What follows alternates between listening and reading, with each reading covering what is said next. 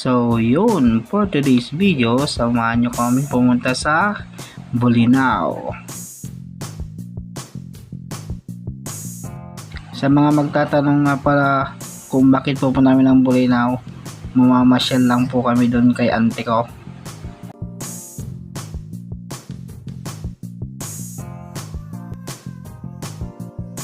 Yung mga kasama ko nga pala dyan, yung auntie ko, yung uncle ko, tsaka yung mga pinsan ko.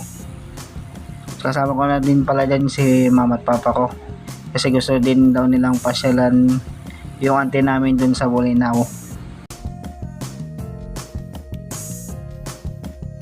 So sa part nga po pala dyan, nakakit na kami ng chef. So dito nga pala guys, mag-stop over muna kami kasi bibili kami ng mais.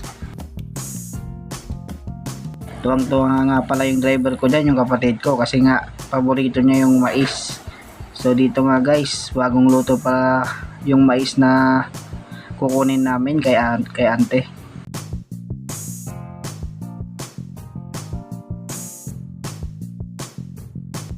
Yun, kung mapapanood man ito ni ate, big shoutout po sa inyo, nakangiti pa oh.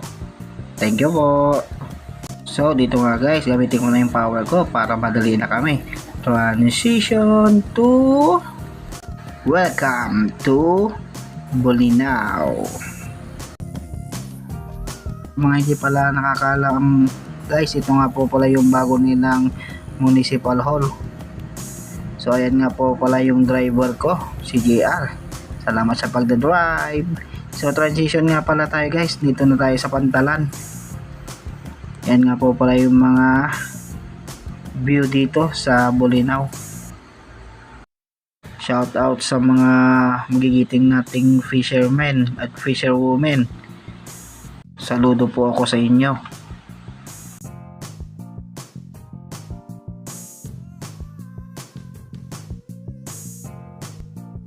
Yun, nandito na nga po pala kami sa bahay ng pinsan ko.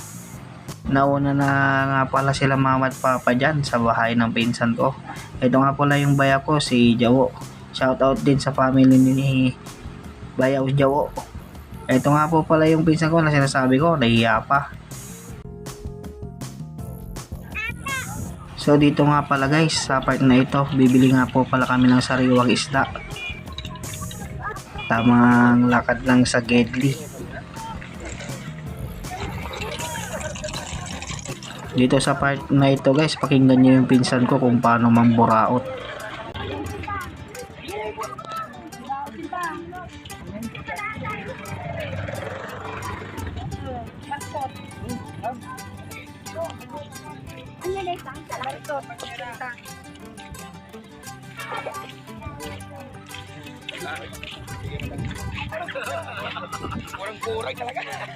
Sabi nga pala dyan ni kuya, murang-mura daw talaga.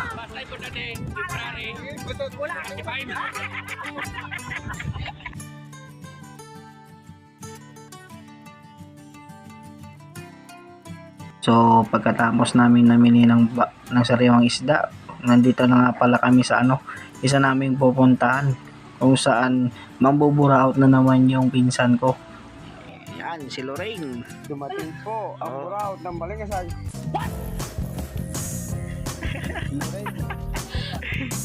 Pagkatapos humingi ng isda yung pinsan ko, dito nga po pala kami pupunta sa bahay ni Auntie Consing.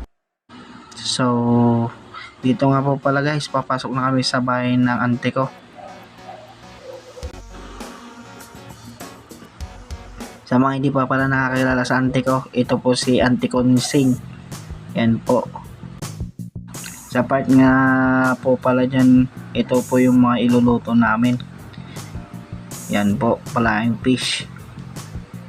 May arsip din kami dyan, may pusit din kami na naburaot ng pinsan ko. So yan nga pala yung bayaw ko, hindi sinasalin niya na yung red horse.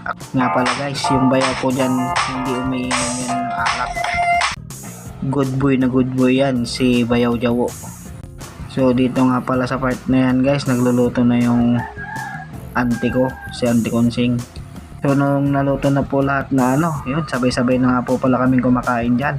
So sa mga hindi pa po kumakain, kain po tayo.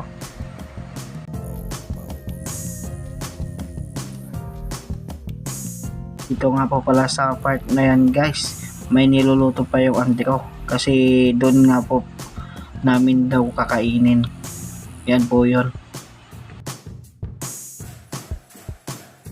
Dito nga pala guys yung liliguan namin. Tapos dyan din po pala kami kukuha ng bumukusay. So dito sa part na ito guys, naghahanap nga pala kami ng pwestuhan namin. So nagtuturoan ka kami kanina dyan kung saan kami magpwesto. So ito na nga pala guys, dito kami magpwesto sa silong ng parang pinya. Yan po yun. Tamang silong na po sila dyan guys. Yun, pagkatapos nga pala sila mamahinga dyan guys, manguha na nga pala sila ng kumukusay. Ibibigay ko pala daw sila dito. Manolala yun. 2, 4, 6. Kinantaman niya na ano na.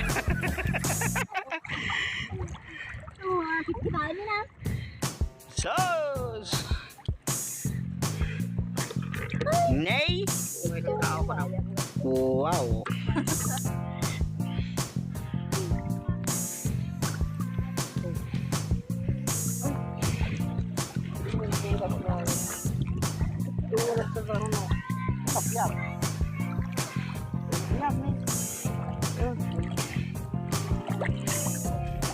Talo. Saan?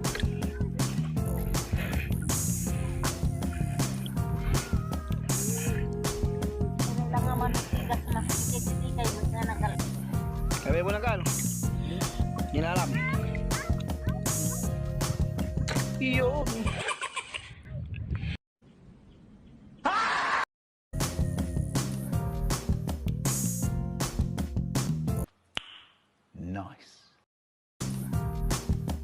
So ito pala guys, lahat ng nakuha nila. Yan po.